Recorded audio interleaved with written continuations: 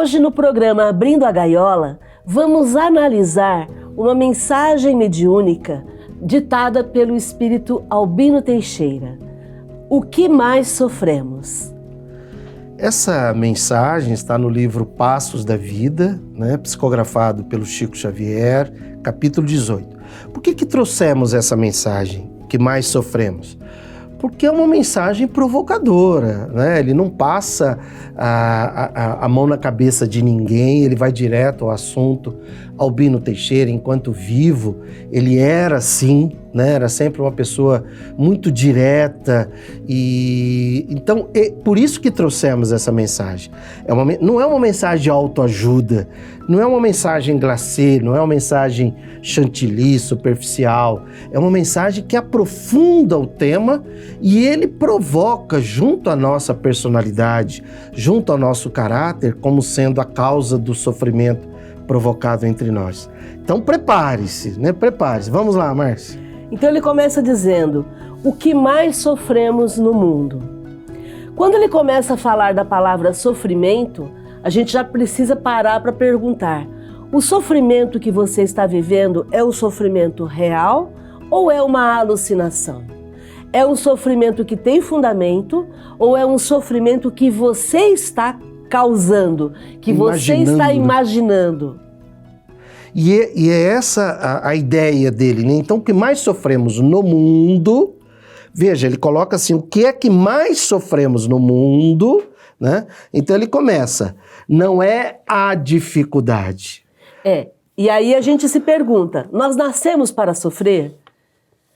Será que nós nascemos para sofrer? Porque é isso que nós aprendemos. Através da manipulação religiosa que sempre foi feita, nós aprendemos que o sofrimento é uma regra, o sofrimento é o caminho para a salvação.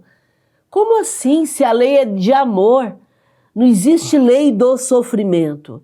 E aí ainda existem alguns mitos que dizem que se não for sofrido, não tem valor. Se não for difícil, Se não for difícil, não tem valor. E é essa a ideia junto a você nesse programa, para que você abra a gaiola dessa questão do que você está gerando de sofrimento para você e o Albino Teixeira vem fazer essa provocação. Então, você não nasceu para sofrer. Lembre-se, repetindo, não existe a lei da dor, existe a lei do amor. E onde existe sofrimento é porque você está colocando um sofrimento onde não existe. É uma interpretação, É uma interpretação, é uma imaginação de sua parte. Então, o que mais sofremos no mundo não é a dificuldade. Quer dizer, aí a primeira provocação. A primeira provocação é o desânimo em superá-la.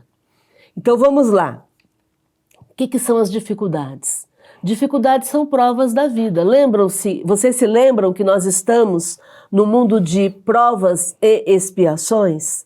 Então, as provas são como alavancas para o nosso progresso aqui na vida. Não espere não ter provas na vida. Nós estamos no mundo de provas e expiações. Encarnados na Terra, nós necessitamos das provas para que o nosso progresso aconteça. Então, diante de uma prova, diante de uma situação, entre aspas, diante de uma dificuldade. O que é uma dificuldade, entre aspas? É uma prova que você está sendo submetida para você progredir. Então ele diz que não é a prova, não é a dificuldade, é o desânimo. É como se fosse assim, prova de novo. De novo você submetido a uma situação para testar o meu progresso ou para provocar o meu progresso? Sim, sem desânimo. E para ser sem desânimo, a gente necessita acessar a fé, porque desânimo quer dizer sem alma, sem ânimo, sem energia, E a fé, que não depende de crença religiosa, não depende de nada.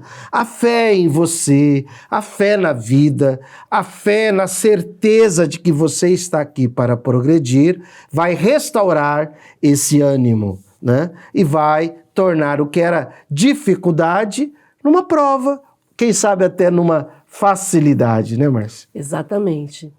Já falamos que sem provação não há progresso. Evitar o desespero, a perda da esperança, é um compromisso nosso, porque ele coloca aqui na próxima colocação: o que mais sofremos no mundo não é a provação, é o desespero diante do sofrimento. Essa evitação do desespero é um convite que fazemos a todos, a todas e todos, porque quando nós temos esperança, esperança é certeza no futuro. A esperança é quando eu enxergo uma luz ali para onde eu estou indo. Quando eu tenho esperança, eu também gero otimismo. E a questão do otimismo é interessante, né? Porque a filosofia, ela vai mais do que a esperança. A religião trabalha muito com a esperança. A política também, né? A filosofia propõe o otimismo. O que é otimismo? É você ter esperança no futuro, mas também agir no presente. Não é ficar aguardando, não é ficar de braços cruzados. Não é esperar. Não é esperar. Então esse desespero que ele fala é para que você resgate essa esperança com otimismo, e aí sim, essa prova você irá lidar com ela, junto a ela, com tranquilidade. Então é a esperança no futuro, mas com a ação no presente. Que é o otimismo. Tá, agir com uma atitude otimista, em vez de sofrer com uma atitude desesperada. Sim. Tá, que legal. Aí ele vem na próxima provocação, né? No próximo ensino dele. O que mais sofremos no mundo não é a doença, é o pavor de recebê-la. Tipo assim, doente, ai meu Deus, e agora? O que eu faço? Calma. Né? O que é que essa doença está querendo dizer para você? O que é a doença? A doença, na verdade, é uma comunicação do corpo te informando, por exemplo, uma doença física, te comunicando o seguinte: olha, tem alguma coisa, tem algum hábito que você necessita mudar.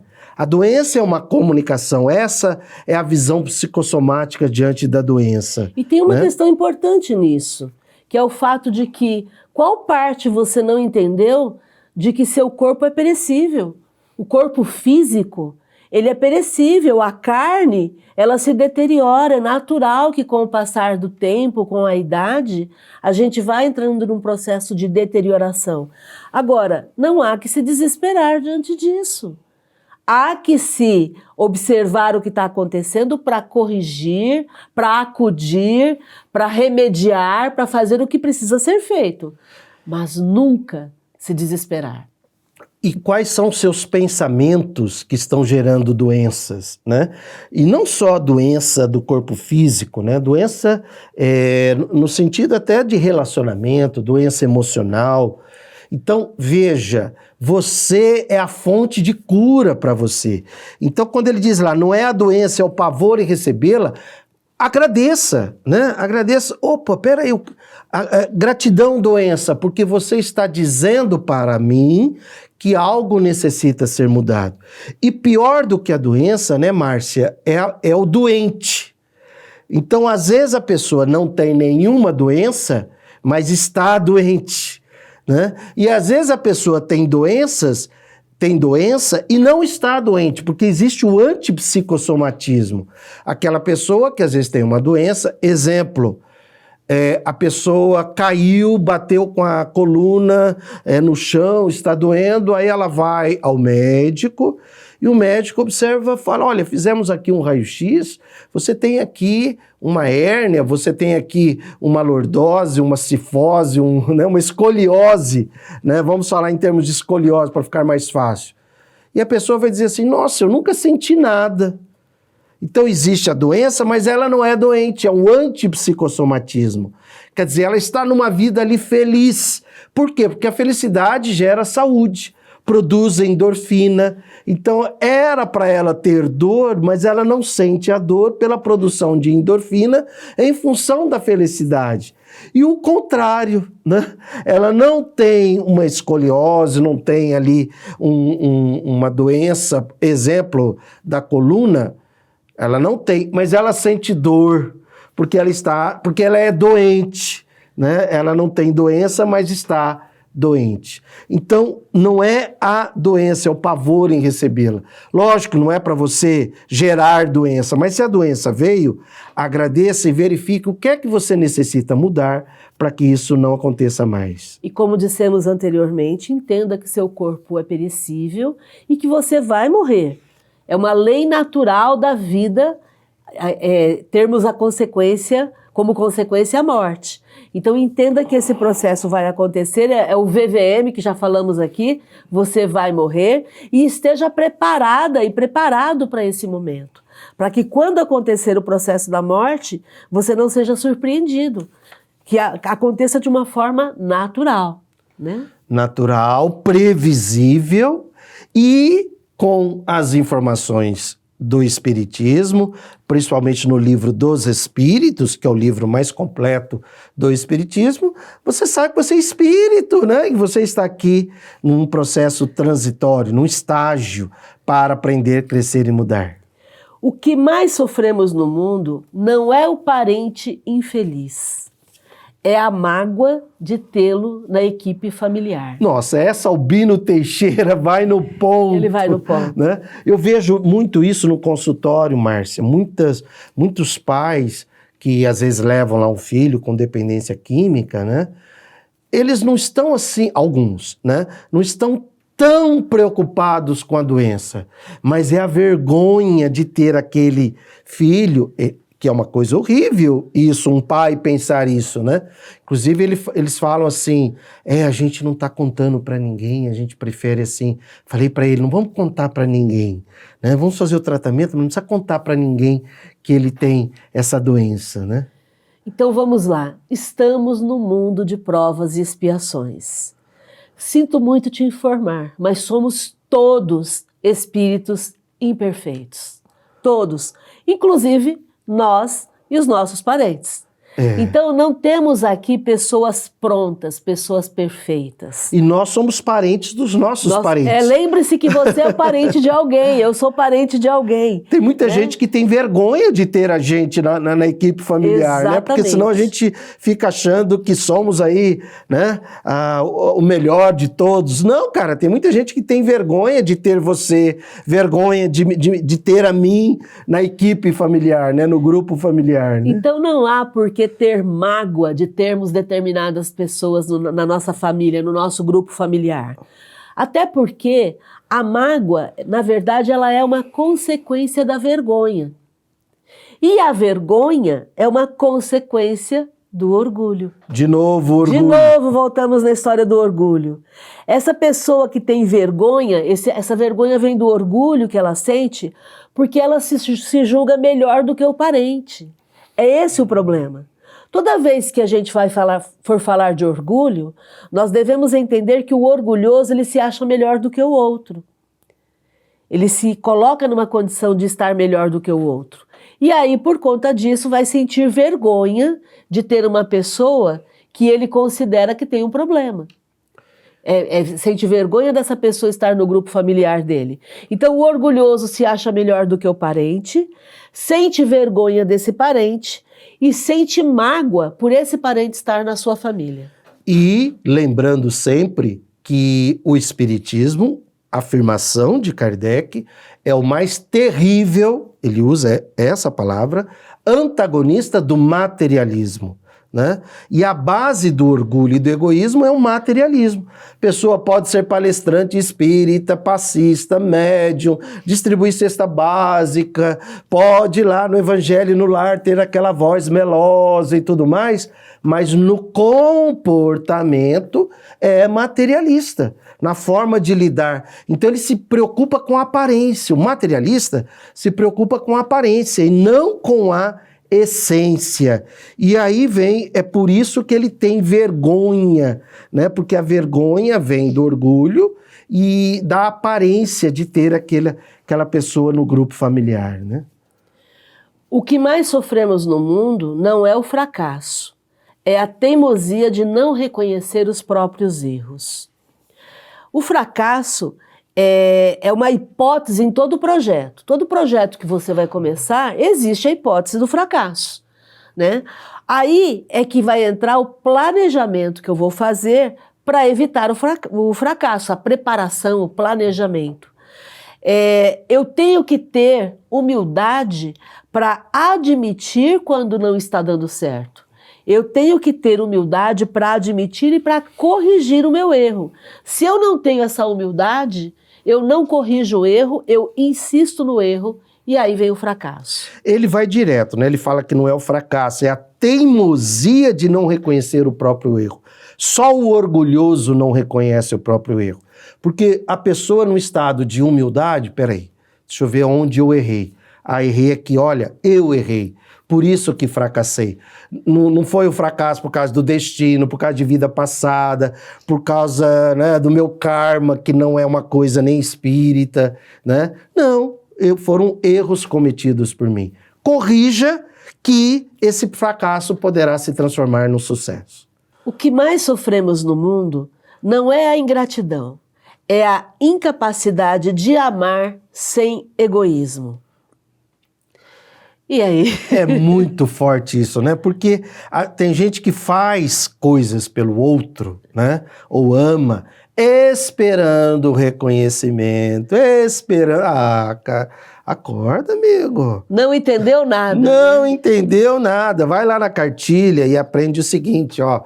Você é espírito, princípio inteligente do universo. Você está aqui para cuidar de você, para amar, porque se você ama esperando alguma coisa, não é amor, é interesse, é troca, é negócio, né? Quando você ama, você simplesmente ama e segue em frente. Não fica nem esperando, né? Não, nada. Se você esperou, já não amou, né, Márcia? Se amou esperando gratidão, reconhecimento, perdeu. Perdeu, porque isso foi interesse, foi troca, né? E ele vai direto ao assunto, não é a ingratidão, é a incapacidade de amar sem egoísmo, porque o egoísta, ele prioriza ele. Ele pensa nele. Então deixa eu fazer aqui, né? Porque lá na frente eu vou ser reconhecido, lá na frente eu vou receber o retorno. Perdeu. Não é assim. Amar é uma atitude espontânea que vai de você em direção ao outro sem esperar nada. Porque se esperar, aí é egoísmo e não vai dar certo. Ao amar, eu estou manifestando algo bom para o outro. O que o outro vai fazer com isso, não controlo mais, eu não controlo, não me interessa. Eu faço e sigo. Quando eu quero algo de volta, eu estou sendo egoísta. E aí já não é mais amar. Não é amar. É o que a gente sempre fala, né, Márcia? O amor é bom para quem ama. E não para quem é amado. Porque isso não é comigo, isso é com o outro. Que bom que eu fiz a minha parte. Siga em frente, né? Sem esperar gratidão nem reconhecimento. O que mais sofremos no mundo não é a própria pequenez, é a revolta contra a superioridade dos outros. Aí nós vemos a falta de humildade, né? Porque se eu não sou tão bom quanto o outro é bom, eu que lute, eu que me esforce, eu que me aperfeiçoe, eu que me transforme em alguém melhor, em vez de ficar tentando diminuir o outro. Eu que me transforme em alguém que seja uma pessoa mais válida, né? Eu que me dê valor, em vez de diminuir o valor do outro. Eu que pare de me preocupar com o tamanho que o outro tem. Isso não me diz respeito. O que me diz respeito é o que eu sou, o que eu penso, o que eu faço. Então não é rebaixar o outro para você se sentir melhor. É você se esforçar, olha aí, não é a revolta contra a superioridade do outro. Você está se achando pequeno, né? Porque nós não somos pequenos. Tem um mito que diz assim, você precisa ser alguém na vida. Por favor, você já é alguém na vida assim que você nasce. Você já é um princípio inteligente do universo. Você não necessita ter uma profissão para ser alguém na vida. Você não necessita ganhar dinheiro para ser alguém na vida. Você necessita ser você, né? Isso é você. Reconheça que esse é o seu valor. Assim que você nasce, você já é alguém na vida, né? Você já tem uma contribuição para dar junto ao universo. E todas as outras aquisições que você for fazendo, então seja numa profissão, seja num grau de estudo, seja em tudo aquilo que você realizar, vai acrescentar a partir do valor que você já tem enquanto ser humano, né? O que mais sofremos não é a injúria, é o orgulho ferido. Essa também pega, né? Porque a injúria é uma ofensa injusta. É quando você é ofendido de forma injusta. Se você tem orgulho, você, diante daquela situação, você se considera melhor do que a outra pessoa. E aí você não aceita ser criticado, mesmo que seja de forma injusta, porque você se sente ferido no próprio orgulho. Ter orgulho aqui significa se dar valor, não é ser orgulhoso, né? Ter orgulho é se dar autovalor, cuidar da sua autoimagem. O que é autoimagem? É a imagem que você faz de você. Se dar valor, o que é se dar valor? Que valor você se dá? Porque em função do valor que você se dá, é o valor que os outros estarão dando junto a você. Muito bom, vamos lá, mais um item. O que mais sofremos no mundo não é a tentação, é a volúpia de experimentar-lhe os alvitres. Aqui, vamos explicando, né? Alvitre é conselho, tá? Então, quando a gente está diante de uma tentação, o que é uma tentação?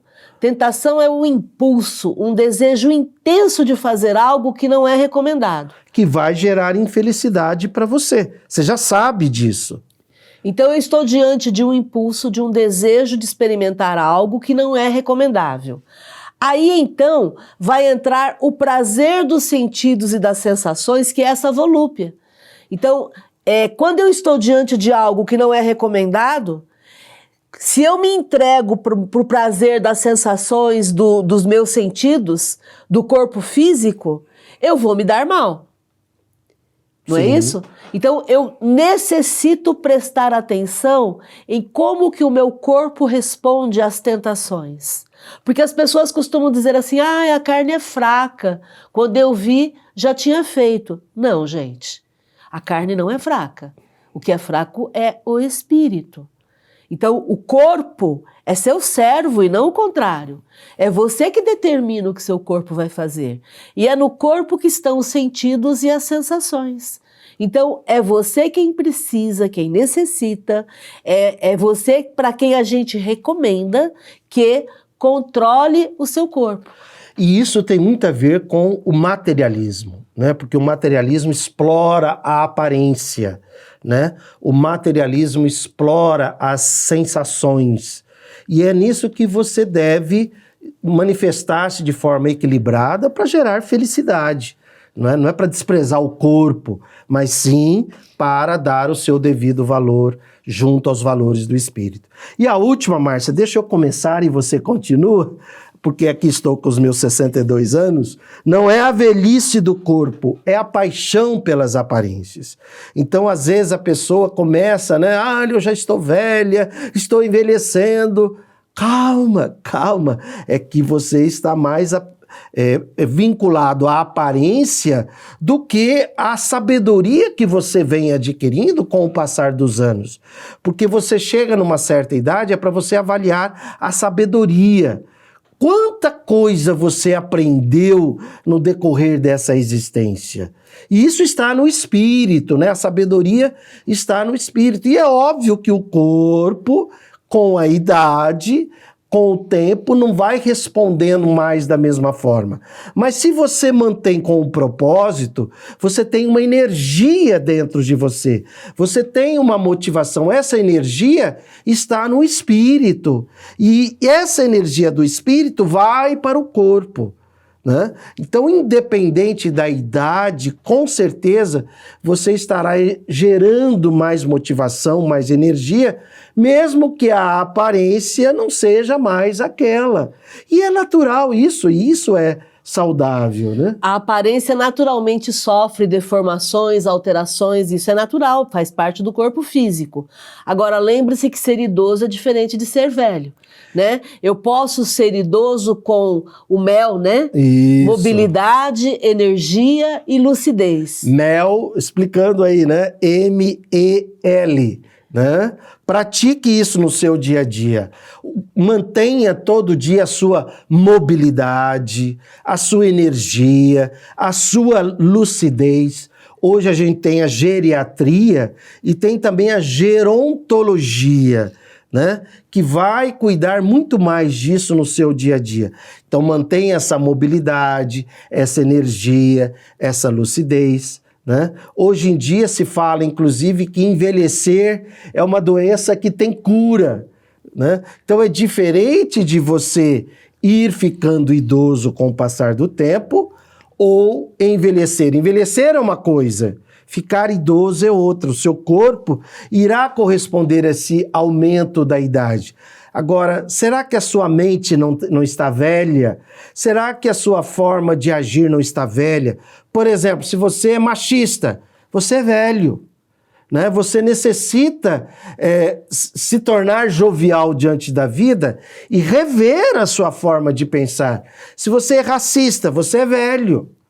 Você está desatualizado. Atrasado. Você está atrasado. Sua forma de pensar é velha e você necessita corrigir isso para resgatar a sua jovialidade diante da sua forma de pensar. Então, é o corpo reagindo junto à sua forma de ser. Não é a sua forma de ser reagindo ao envelhecer, ao seu corpo, né?